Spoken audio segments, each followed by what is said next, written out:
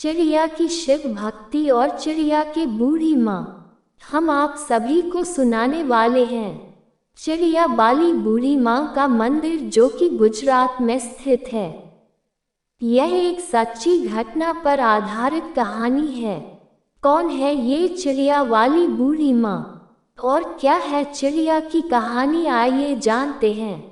जो भी भाई बहन इस कहानी को सुन रहा हो तो इस गाने को पूरा सुने तथा को आधा अधूरा छोड़कर जाने की गलती नहीं करना, क्योंकि इस कथा को आधा अधूरा छोड़ना पर आपको पाप भी लग सकता है।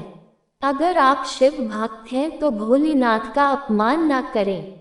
एक गौरैया प्रेमिका जोड़ा एक बड़े से मंदिर के पास एक पेड़ पर रहता था, और जब भी शिव मंदिर में भगवान की पूजा आरती हुआ करती थी तो वह दोनों पक्षी भी वहां आकर बैठ जाते थे और बाकी घंटों बैठे रहते थे। उन दोनों पक्षियों का रोज का यही नियम था। सुबह शाम जब भी मंदिर की घंटी बजती थी वह दोनों पक्षी वह पहुंच जाते थे और भगवान शिव की आराधना करने लगते थे। और जब यहाँ से जाते थे तो अपने बच्चों के लिए दाना तिनका की खोज करते थे। और उसी मंदिर के पास में थोड़ी दूर एक बूढ़ी माँ का घर था। उन बूढ़ी माँ की कोई संतान नहीं थी, उनकी देख रेख करने वाला कोई नहीं था और अकेले ही अपना जीवन व्यतीत कर रही थी। उन बूढ़ी माँ को पक्षियों के प्रति बहुत लगाव था। बूढ़ी माँ पक्षियों के लिए रोज अपने घर के पास में पानी की व्यवस्था किया करती थी और उनके खाने के लिए दाने भी रखती थी। बूढ़ी माता का रोज का यही काम था और पक्षी भी बूढ़ी माता के छत पर रोज आया करते थे और दाना खाते थे और अपने बच्चों के लिए भी ले जाते थे। उन बूढ़ी माँ के कारण फूल दोनों पक्षियों का जीवन बहुत अच्छे से व्यतीत हो रहा था और बूढ़ी माता की वजह से पक्षी शिव की आराधना कर पाते थे। इसी तरह दिन गुजर रहे थे और एक दिन की बात है, बूढ़ी माँ बीमार हो जाती है और अपने बिस्तर पर लेट जाती है। उनकी देख से करने वाला तो इस दुनिया में कोई नहीं था जो उनके लिए दवाएं खाने की व्यवस्था करता, और बूढ़ी माता बिना किसी सेवा के ऐसे ही पड़ी रहती थी और अब अपनी छत पर दाना पानी नहीं रख पा रही थी। पक्षी दाना चुनने के लिए बूढ़ी माँ की छत पर आया करते थे पर उन्हें कुछ नहीं मिलता था। एक दिन पक्षी सोचने लगे कि आखिर बूढ़ी माता कहाँ चली गई और दाना पानी क्यों नहीं डाल रही है। इसी तरह 2 दिन बीते, 3 दिन बीते और धीरे धीरे बूढ़ी माता की हालत बहुत गंभीर होती चली गई। बिना किसी सेवा के एक दिन बूढ़ी माता की मौत हो जाती है और पक्षी देखते हैं कि बूढ़ी माता नहीं दिख रही है और छत पर दाना भी नहीं डाला जा रहा है। वे दोनों पक्षी बहुत घबरा जाते हैं और परेशान हो जाते हैं। उन बूढ़ी माँ को पूरे गांव में ढूंढते हैं, थक जाते हैं तो उनमें से जो मादा गौरैया होती है वह अपने स्वामी से कहती है, बूढ़ी माँ का कोई पता नहीं चल रहा है, कहाँ चली गई है। हमें दाना दिया करती थी और अन्य पक्षियों का भी ध्यान रखा करती थी, वह कहाँ गई। हमने उन्हें इतना ढूंढा लेकिन वह हमें नहीं मिली। गौरैया का पति कहता है कि प्रिय, हमने माता को हर जगह ढूंढा लेकिन वह हमें नहीं मिली, लेकिन एक जगह हमने उन्हें नहीं देखा। हमने उनके घर में नहीं देखा, हमें उनके घर में जाकर देखना चाहिए, शायद वो बीमार होगी। और उनके घर जाकर देखते हैं जो बूढ़ी माता एक जमीन पर लेटी है और उनके शरीर में कोई हलचल नहीं हो रही है। माता के आसपास मक्खियां थी, पक्षी अपने पंखों से उन मक्खियों को भगा रहे थे। वे पक्षी बूढ़ी माँ को जगाने की कोशिश करते हैं दोनों पक्षी बूढ़ी माता को उठाने की बहुत कोशिश करते हैं, लेकिन वह नहीं उठती है। तो गौरैया का पति उससे कहता है कि लगता है माता की मौत हो गई है। ये देखने के बाद दोनों पक्षी बहुत ही निराश होते हैं। आप उन्हें गाना चुगने के लिए बहुत बहुत दूर जाना पड़ता था। शाम होती है, मंदिर का घंटा बजता है और दोनों पक्षी भगवान शिव की आराधना के लिए मंदिर पहुंचते हैं और एक पैर पर खड़े होकर भगवान शिव की पूजा करने लगते हैं। बहुत लंबा समय बीत जाता है। इसी तरह बिना कुछ खाए पिए वह भगवान शिव की आराधना करते रहते हैं। एक महीना बीत जाता है, लेकिन पक्षी ने भगवान शिव की पूजा करना नहीं छोड़ा था। भगवान ये सब देख रहे थे और वे पक्षियों से बहुत प्रसन्न होते हैं। भगवान पक्षियों को दर्शन देते हैं और कहते हैं, पक्षियों तुम्हें क्या चाहिए, तुम जो मांगोगे मैं तुम्हें दूंगा। मैं तुम्हारी निष्भक्ति से बहुत प्रसन्न हूँ। छोटी सी जान होते हुए भी तुमने बहुत बड़ी भक्ति की है।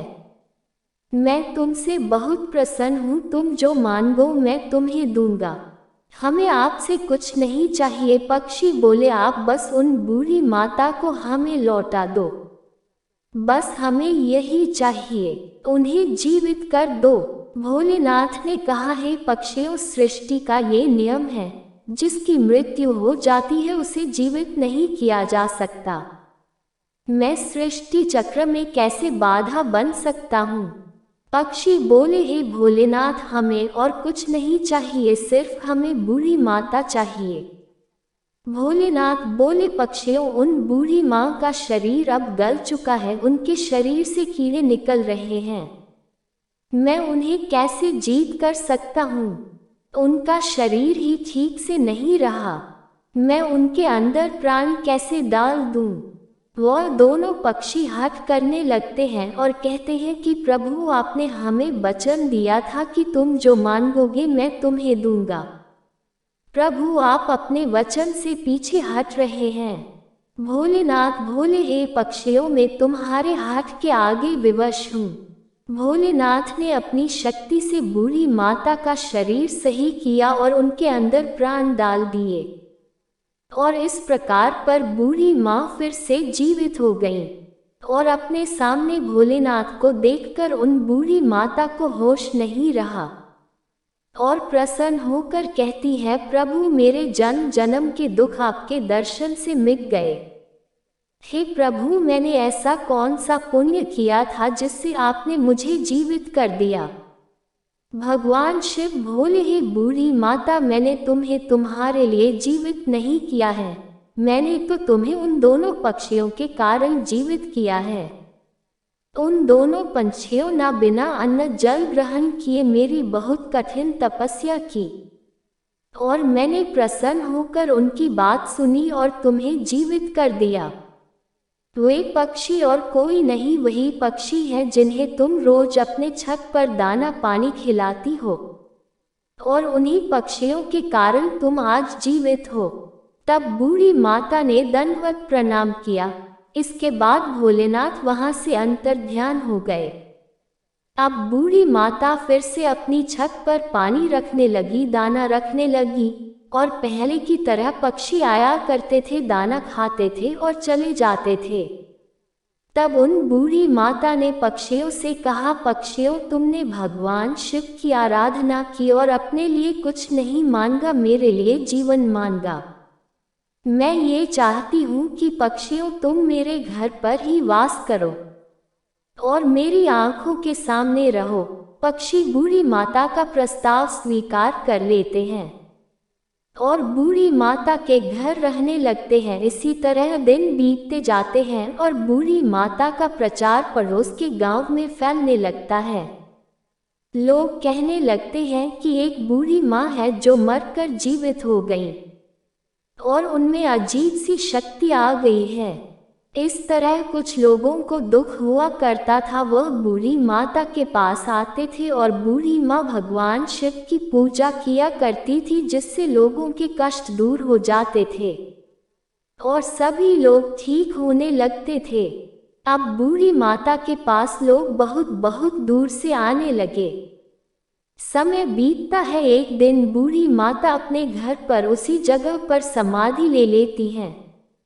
आज उसी समाधि के पास बहुत ही भव्य मंदिर बना हुआ है। वह मंदिर गुजरात में स्थित है। चिड़िया बोली बूढ़ी माँ के नाम से वह मंदिर जाना जाता है। उस मंदिर पर आपको गौरैया पक्षी का जोड़ा आज भी देखने को मिलेगा और उस मंदिर की चर्चा देश विदेश तक है। प्रिय दोस्तों, गौरैया पक्षी ने अपने अखंड भक्ति से माता को कैसे जीवित कर दिया।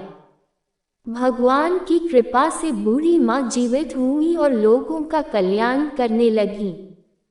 दोस्तों, इस कहानी से हमें सीख मिलती है कि हमें कभी दूसरे पर निर्भर नहीं रहना चाहिए, क्योंकि जब तक बूढ़ी माँ जीवित थी वे पक्षी उन बूढ़ी माँ पर आश्रित थे। जब बूढ़ी माँ की मौत हो गई तो पक्षियों का इस दुनिया में कोई नहीं रहा, क्योंकि पक्षियों को दूर दूर से जाकर भोजन लाने की आदत नहीं थी।